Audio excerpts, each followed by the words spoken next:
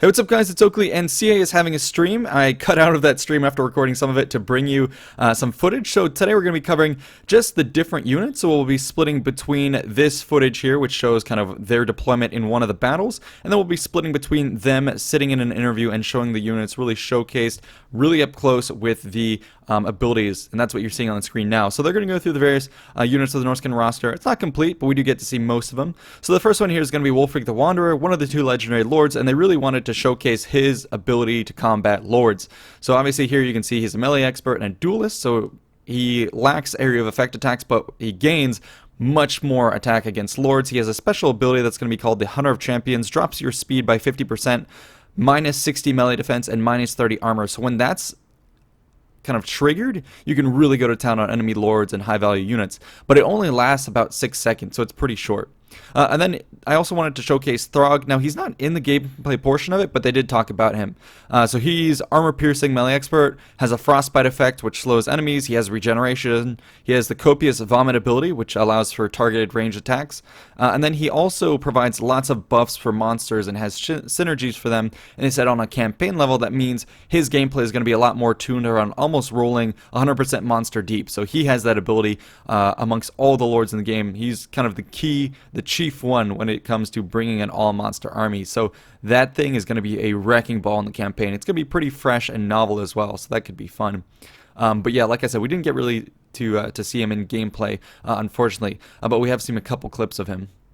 Now back to Wulfric, they do actually show off a couple more of his abilities here. If you go and watch live stream footage, you'll see him in battle. They didn't really show that many close-up shots all the time when he was fighting. He had mammoths in support, so it's hard to see him really what he did.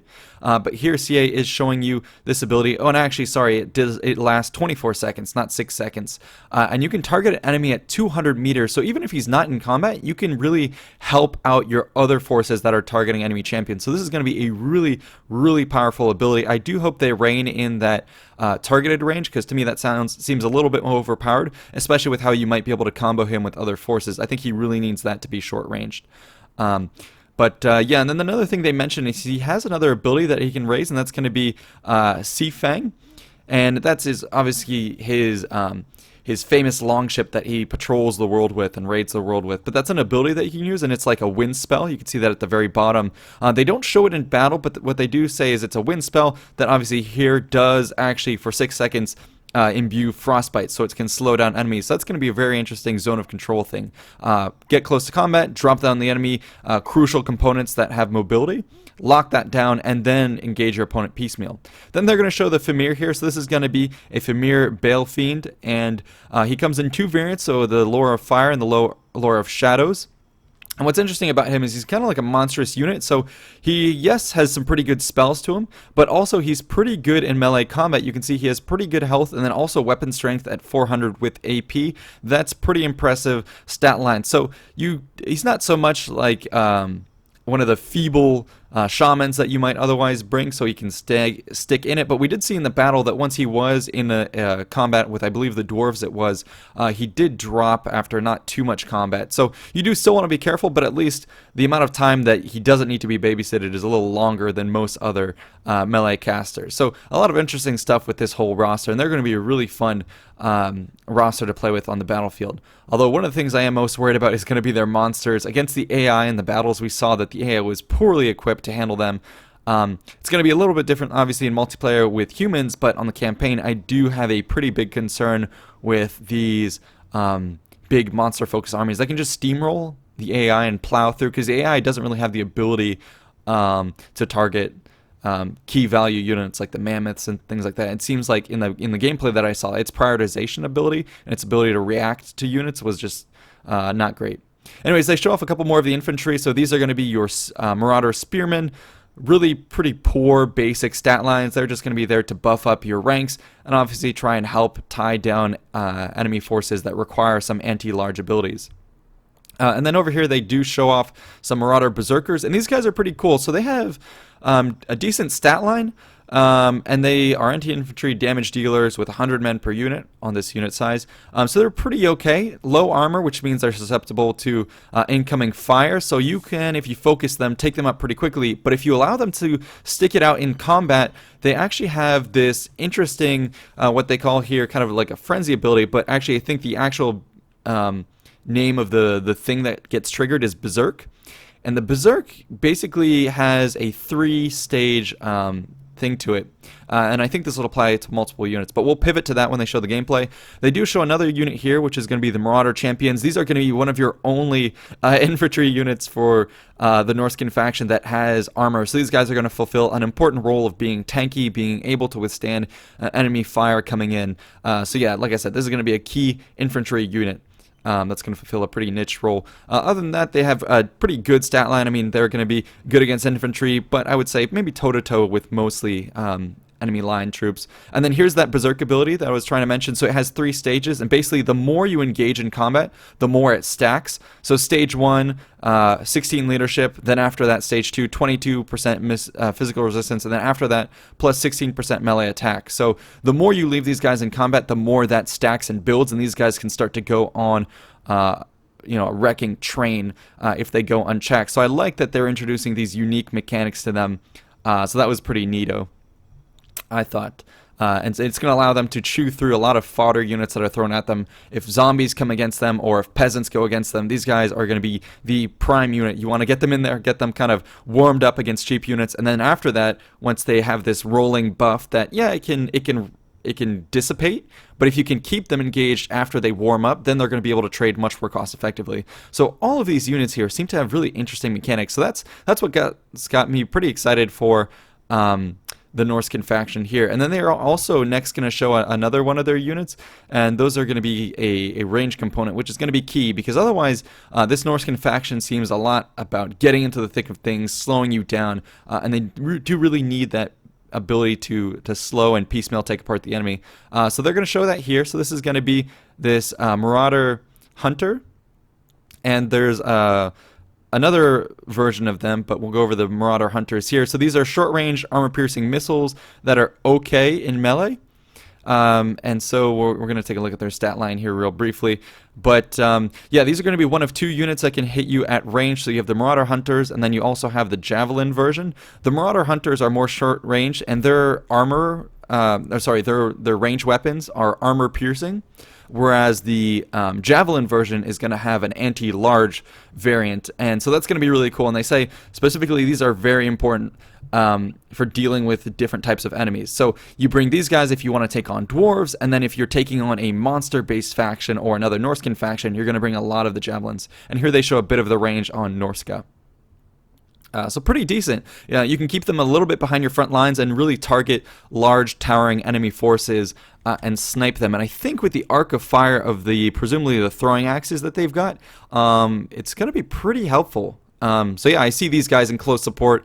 But again, they can be picked apart with their low health and taken out pretty handedly. So you got to be careful.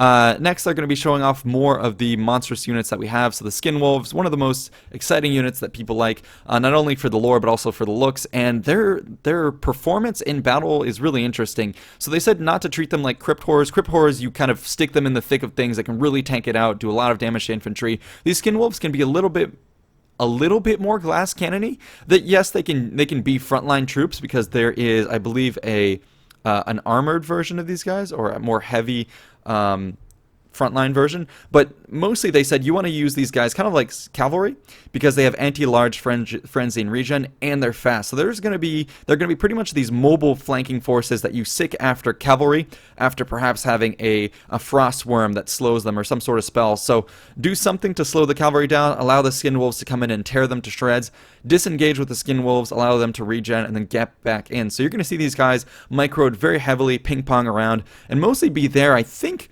once the main battle line is engaged. They're going to be really good for just swarming behind the battle lines, knocking back and forth, doing hammer and anvils, and especially getting to the point of the battlefield where you need them to be there just in the nick of time to take out large units.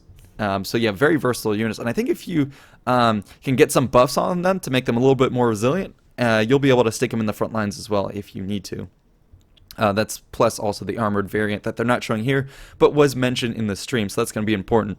Then they're going to go and talk about some of the other units. So these are going to be the Norskin Ice Trolls, and they are basically like your standard troll, just reskinned a bit. They do have the Frost ability tacked onto them, so I guess that makes them a little bit better than your standard troll. The Frost ability again allows you to slow down enemy units. Their weapon strength has some armor piercing and it's relatively high, so that's pretty good, but again they suffer from poor leadership, a common characteristic of trolls.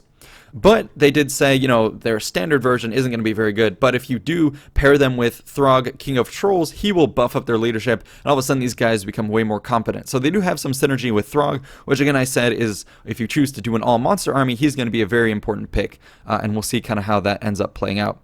Yeah, here they're pointing out the Frostbite thing, minus 52% speed, and it's important to note that Frostbite is not just a straight hit, it's not like a fixed amount, it's a percentage. So units that are used to being fast are going to drop really, really quickly, because as a percentage, obviously it's going to slow you down more noticeably if you're just by default very fast. Then they show the Frostworm here. He's going to be a pretty powerful kind of reskin version of the Chaos Dragon, but this guy I think is going to be much more important because of his Frost ability. You fly him in and he can slow down enemy cavalry from above, front lines, heroes, whatnot, anything you want to pick apart and deal with. So he's going to be a very important control unit, which is going to be sweet. And then he's also nothing to laugh at in melee combat. Weapon strength of 450 plus plus AP, decent health, decent armor, so he is fairly competent in combat if you want to drop him in there, especially if he has to drop in to be able to trigger that Frost attack and then get out of there. He can do that on a repeated basis. So yeah, pretty interesting unit for the Frostworm. And then after that they're going to show the last units, the cream of the crop here, the Mammoths. So these guys are your big centerpieces for the Norskin army. You're almost always going to want to bring them for a couple reasons. They are line breakers, but then also they soak up a lot of attention and fire from the enemy to allow your low armor units to move up into the battle. Stats wise, they do say that there are 3 variants. There's the Feral, the Armored, and the War Shrine version. This one here that we're seeing is going to be the Armored version. The Feral one, I believe, doesn't have a Howdah. It's cheaper, but then it's more susceptible to not running amok, but routing. But nonetheless, if you're going to pick up this guy, he is going to be absolutely a tank, a monster. 13.4k health, ridiculous armor piercing abilities, lots of area attack. This guy does so much damage. In the battle gameplay that we saw, he was tearing it up. Bring 3 or 4 of these and there is little you can do to counter given the small deployment range on most battlefields. What I saw when the AI was dealing with them is the AI is completely incapable of dealing with these monsters because they're so large and because you can generally spawn right on top of the enemy AI. You just charge these guys into the battle. The AI doesn't have time to react, doesn't have enough time to put on the damage before these guys get into the front lines. And even 1 or 2 of these will completely mess with the AI's thinking ability. The AI will swarm these. If you send them in first, they lose completely the coherence of their battle line, and then it's up to you to send the rest of your army and just do cleanup. So these are going to be completely broken in my eyes for the AI. It's just because of the way the AI reacts. So I think there needs to be a little bit of tweaking them. In multiplayer, I'm not super scared of them because cost-wise, they're probably going to cost a lot. And then people are going to find ways to negate them and play around them. But yeah, they're pretty troublesome from what I can tell, especially with the fact that you can bring them with War Shrines that buff up your units, and the fact that these guys are pretty fast as well with a speed of 35. They can keep up with your battle line. I think they are overall going to need a nerf.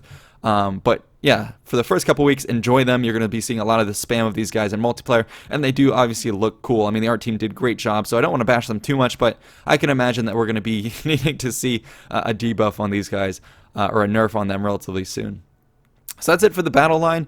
They do also mention this Norskin troll a little bit on the stream. We didn't get to see it in combat, but it is basically a reskin giant. Sorry, I called it a troll. It's a giant, but mostly just reskin, many of the same abilities. So that's it for this recap. Stay tuned for more later. We'll be trying to show a little bit of the battle gameplay, but you can also go to CA's Twitch channel to check that out. Anyway, that's been it. Hope you guys enjoyed. Stay tuned for more, and I will see you in the next one. Peace out.